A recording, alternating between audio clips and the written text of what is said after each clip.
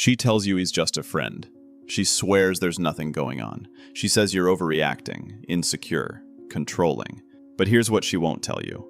Those just friends men aren't accidents. They're insurance policies. They're leverage. They're the reason you feel like you're always one step away from being replaced. Because you are.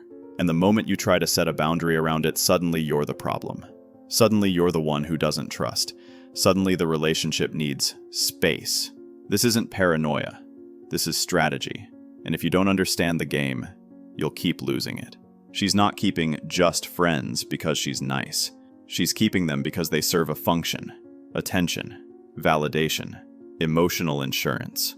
And the moment you're unavailable, physically, emotionally, or financially, she has a backup supply ready to go. This isn't about trust. It's about design. Here's how it works. You're at work. You're busy. You're handling your responsibilities. She texts an orbiter. He responds in 30 seconds. You're tired after a long day. You're not in the mood to entertain. She calls another one. He's available. You set a boundary she doesn't like. She reminds you, subtly or directly, that other men don't have a problem with it. That's the roster. It's a rotation of men who provide different things, so she never has to rely on you completely. And the second you recognize it, she'll tell you you're imagining it. Take Mike. 3 years in, his girlfriend had a best friend from college who texted her every single day. Good morning texts, memes, inside jokes. Mike brought it up once. She said, "He's harmless. We've been friends forever. Why are you so insecure?" So Mike dropped it. 6 months later, they broke up. 2 weeks after that, she was dating the best friend. Mike didn't lose her when they broke up. He lost her the moment he accepted the roster. Here's the rule. If she's keeping men around who provide what you're supposed to provide, you're not her priority. You're her placeholder. And placeholders get replaced. Here's where the trap tightens. When she mentions another man's name during an argument, that's not an accident.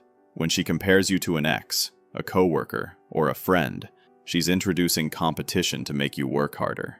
Triangulation is the psychological tactic of using a third person to destabilize you, trigger jealousy, and keep you chasing. And it works, until you see it. Here's the mechanism. You're having a disagreement. Maybe it's about time, money, or priorities. Instead of addressing the issue directly, she drops a name. Well, Marcus always made time for me. My ex never had a problem with this. David thinks I should do what makes me happy. Suddenly the argument isn't about the original issue anymore. It's about you versus another man. And now you're defending yourself, proving your worth, trying to measure up to a ghost or a guy who isn't even in the room. She just shifted the power dynamic without you noticing. Here's the counter move. The moment she introduces a third party into your conflict, you name it. We're talking about us. If you want to be with him, go.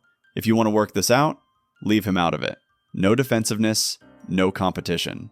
You either get a real conversation or you get clarity. The rule. If she uses other men to control you, she's not building a relationship. She's running an auction. And you don't bid at auctions. Now watch the price you pay when you try to stop it. You say, "I'm not comfortable with how much time you spend with him." She hears, "You don't trust me." You set a standard, she flips it into a character flaw. This is Darvo in action. Deny the behavior, attack your credibility, reverse victim and offender. Suddenly, you're apologizing for having a boundary in the first place. Here's how it plays out. You notice something that doesn't sit right. Late night text, constant communication with an orbiter, plans that don't include you but always include him. You bring it up calmly. You're not yelling, you're not accusing, you're stating a boundary. And instead of acknowledging your concern, she denies there's anything to be concerned about. You're overreacting. It's not like that. Then she attacks. You're so insecure. You're controlling. My ex never had a problem with my friends. Now you're not talking about her behavior anymore. You're defending your character. And finally, she reverses it. "I can't believe you'd accuse me of this. I feel so disrespected right now." Now she's the victim, you're the offender, and you end up apologizing for setting a boundary. Do this instead. When she reframes your boundary as a flaw, you hold the line. This isn't about trust. This is about respect. If you can't respect this, we're not compatible. No apology, no defense. You state it once and let her choose. The rule. A woman who respects you will hear your boundary and adjust. A woman who doesn't will make you the villain for having one. Choose accordingly. This is where you flip the script. Those just friends men aren't giving her attention for free. They're investing. Compliments, time, favors, emotional labor. And while they pay in attention, you're paying in commitment, resources, and exclusivity. You're subsidizing a system where she gets the benefits of multiple men without the accountability of choosing one. Here's the breakdown. The orbiter texts her every morning, tells her she's beautiful, listens to her problems, offers to help her move, fix her car, pick her up from the airport. He's paying in attention and availability. Meanwhile, you're the boyfriend. You're paying rent. You're committed. You're exclusive. You've taken yourself off the market. You're building a future. And she gets to collect from both of you without giving either one full access.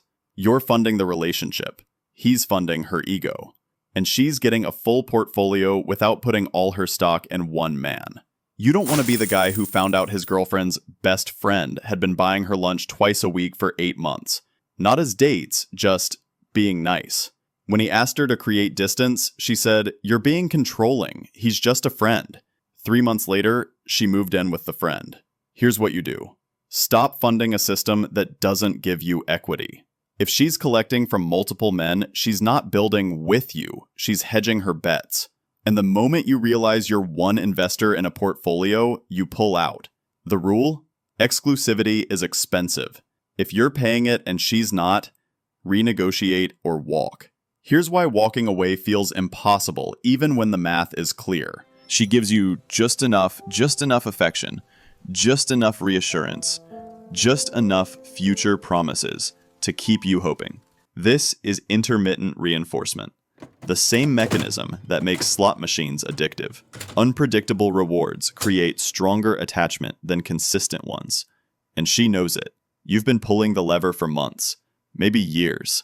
Most of the time, nothing. Cold responses, canceled plans, fights that go nowhere. But then, out of nowhere, she's sweet again. She texts you first. She laughs at your jokes. She talks about the future like it's real.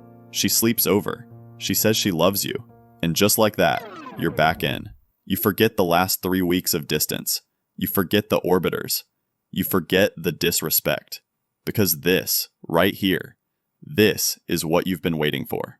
This is proof it's not over. This is proof she still cares.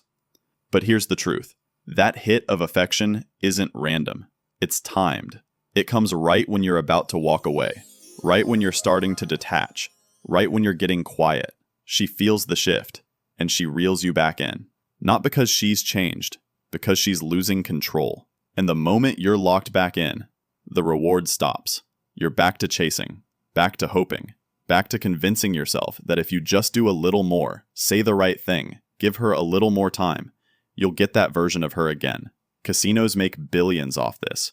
You don't win every time you pull the lever. You win just enough to believe the next pull might pay out.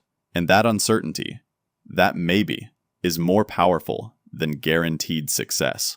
If she were cold all the time, you'd leave. If she were warm all the time, you'd relax. But the unpredictability, that keeps you hooked.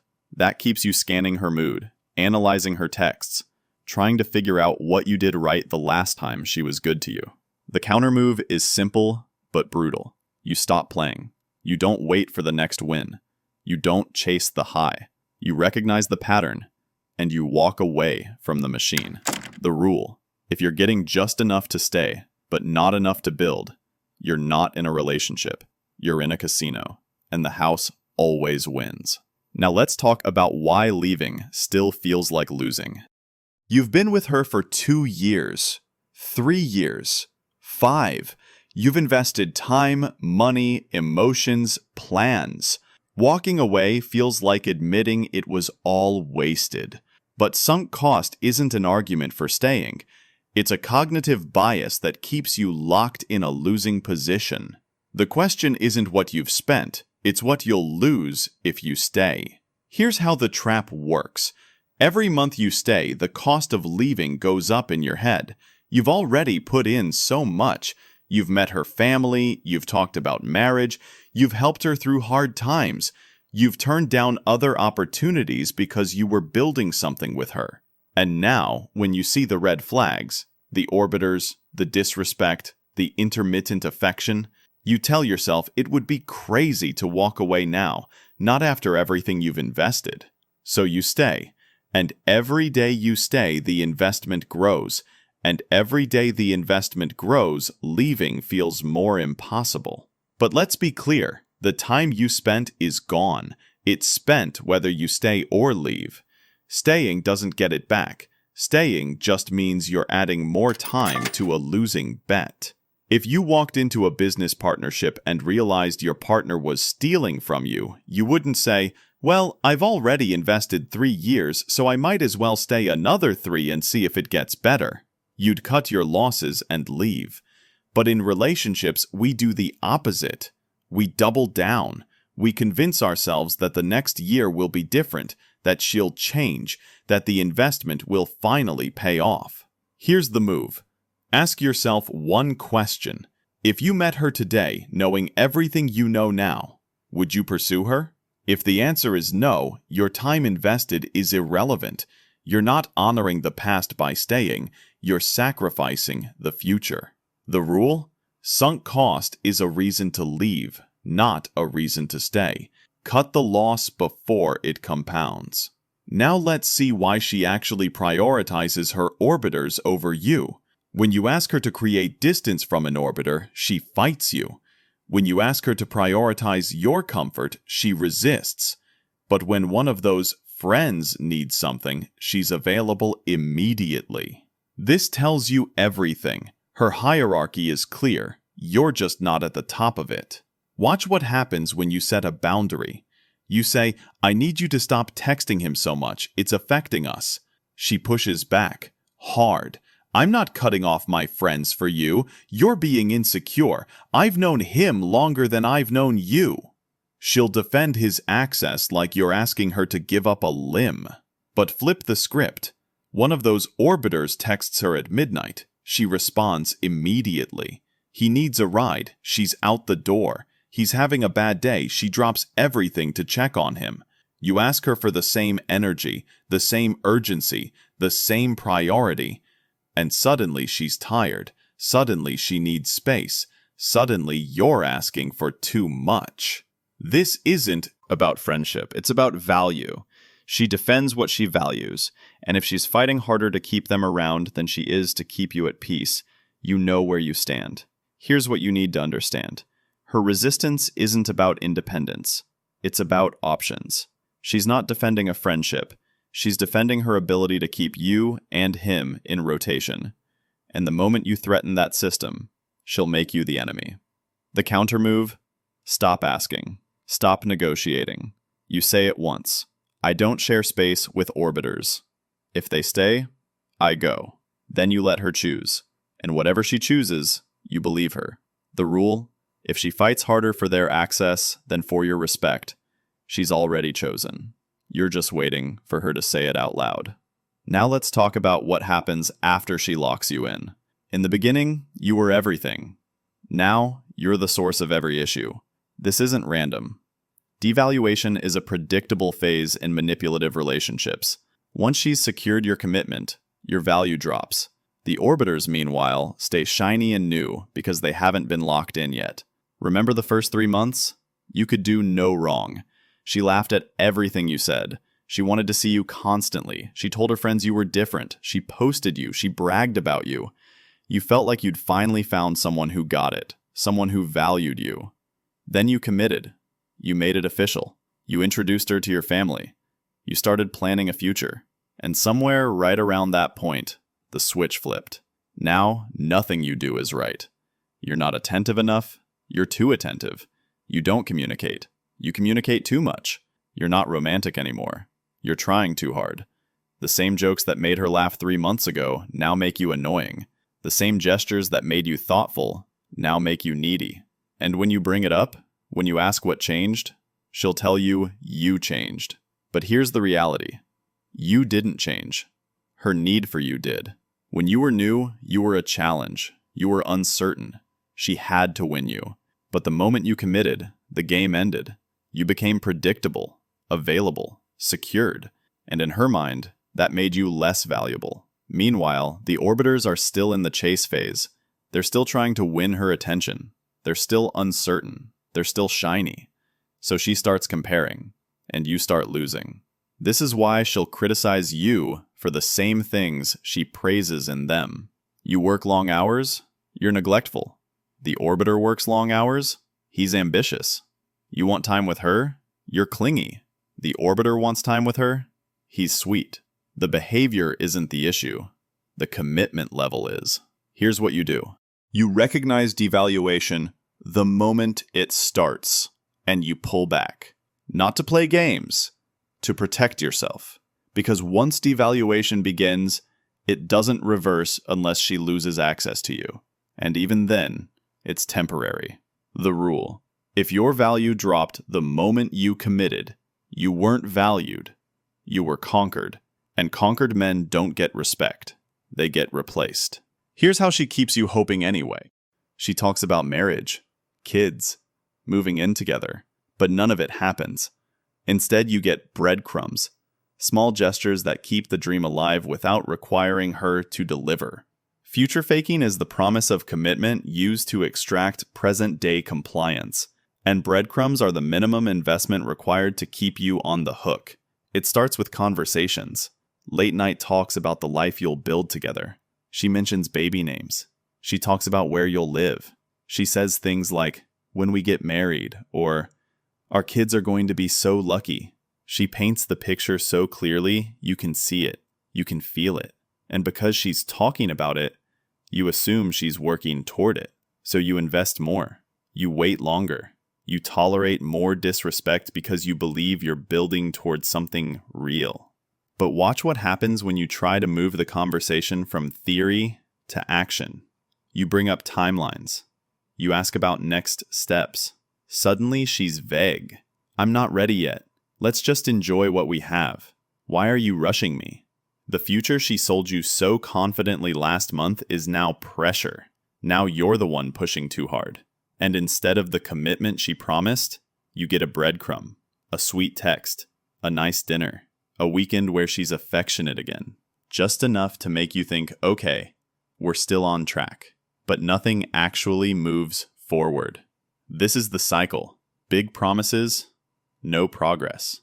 Breadcrumbs to buy time. Repeat.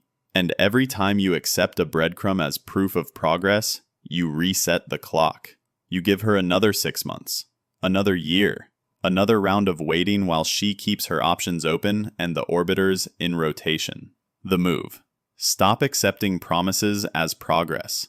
If she's talking about a future but refusing to build it, she's stalling.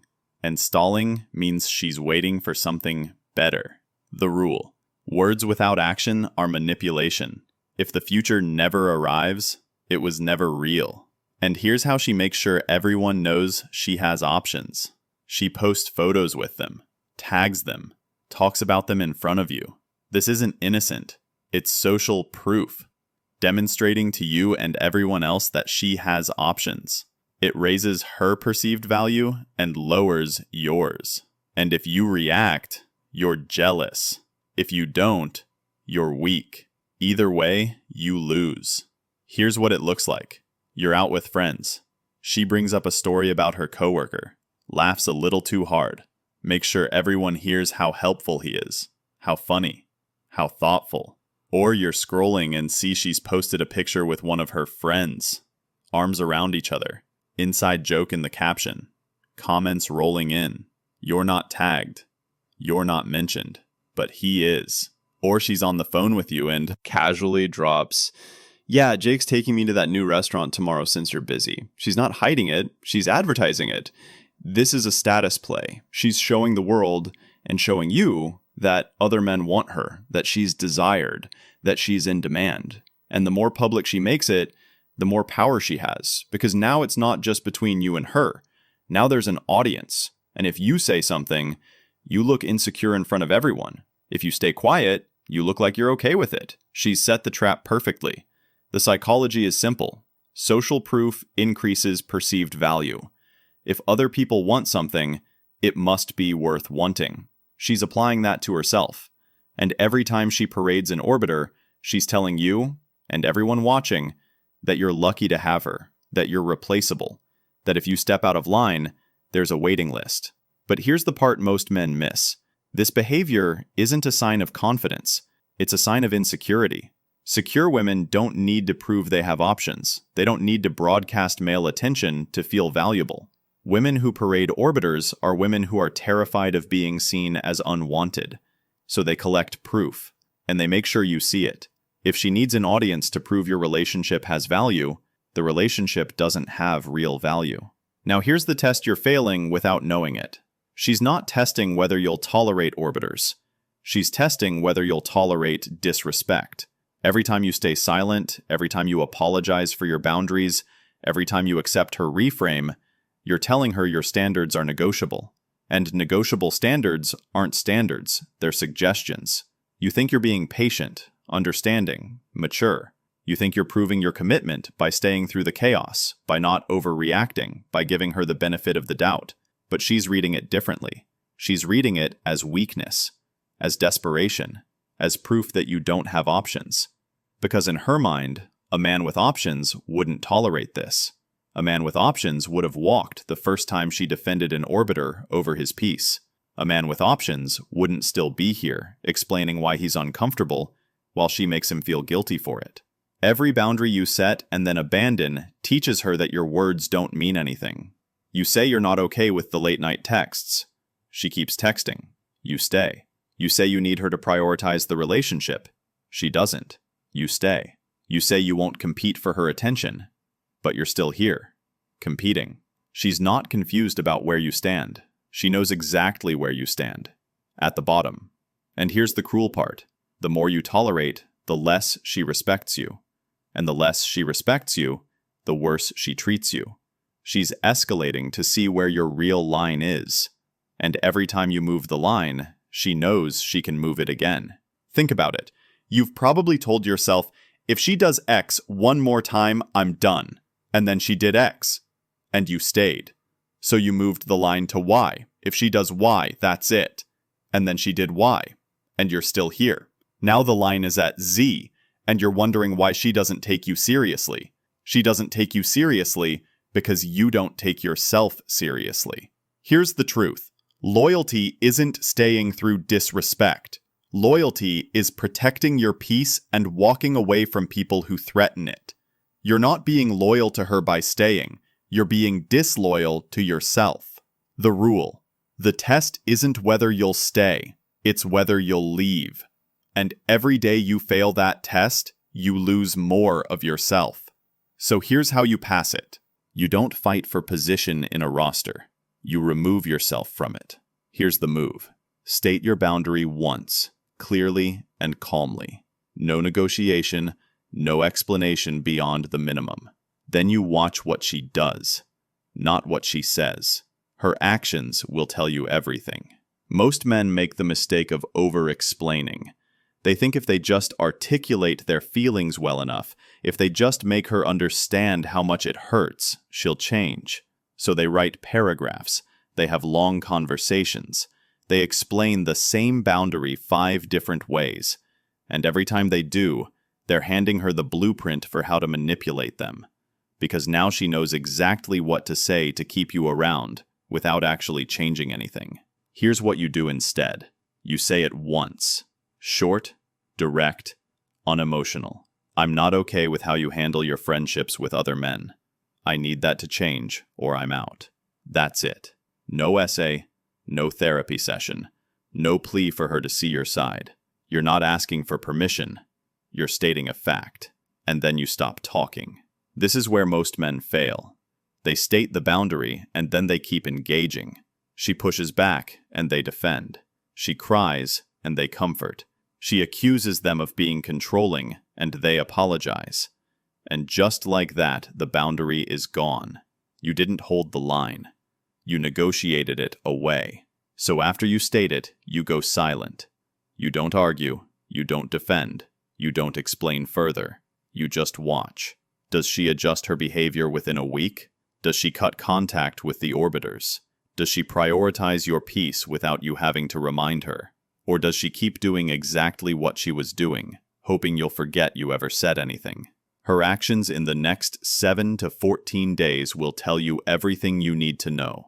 If she respects the boundary, you'll see it immediately. If she doesn't, you'll see that too. And that's when you make your move. No second chances. No, let's talk about this again. You told her what you needed. She chose not to give it to you. Now you choose yourself. The rule: state it once, then watch.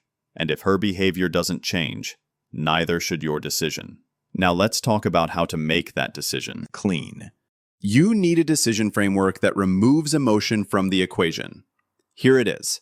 Does she respect your boundaries after you've stated them once? Does her behavior match her words within 2 weeks? Does she defend your peace as hard as she defends her orbiter's access? If the answer to any of these is no, you have your answer. Walking away isn't failure. Staying in, disrespect is. Let's break it down. Question 1. Does she respect your boundaries after you've stated them once? Not after the 5th conversation, not after you've threatened to leave, after the first time.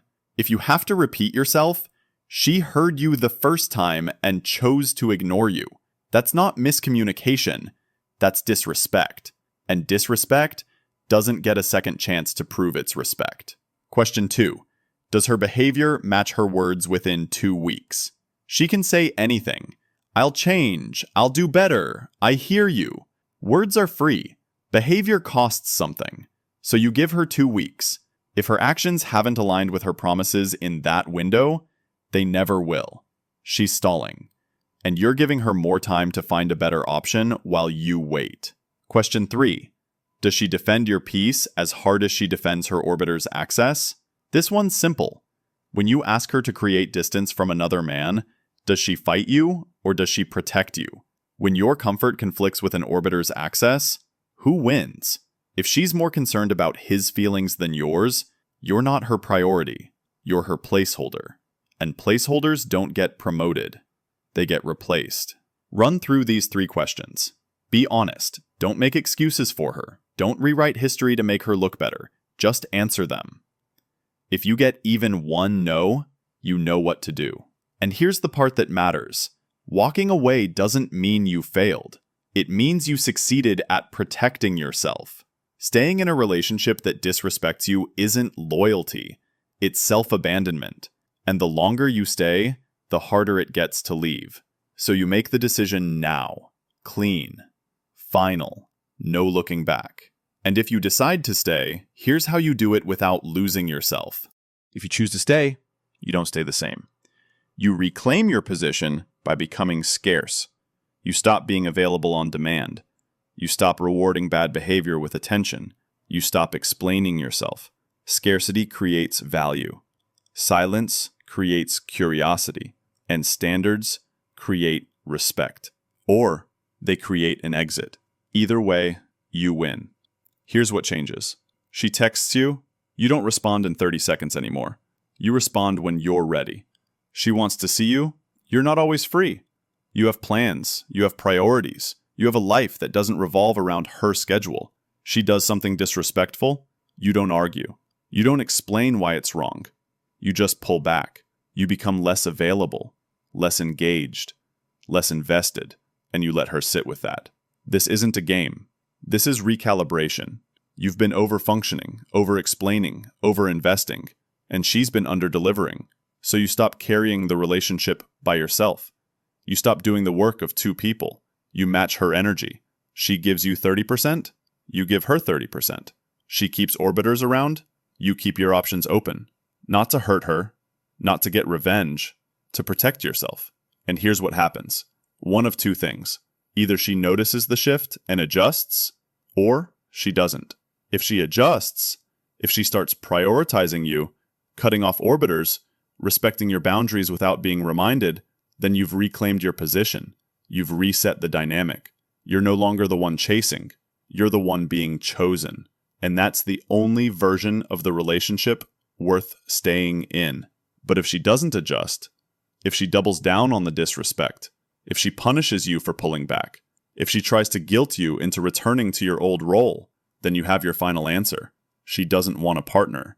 She wants a servant, and you're not applying for that position anymore. The power is in the silence. You're not arguing. You're not defending. You're not explaining. You're just moving differently. And she'll either rise to meet you, or she'll reveal that she never intended to. Scarcity isn't manipulation when it's self-protection. You're not playing games. You're enforcing standards. And standards don't beg for compliance. They simply exist. Meet them, or don't. Now let's bring this home. If this saved you time, money, or sanity, hit the like button, subscribe, and drop a comment. I'll see you in the next one.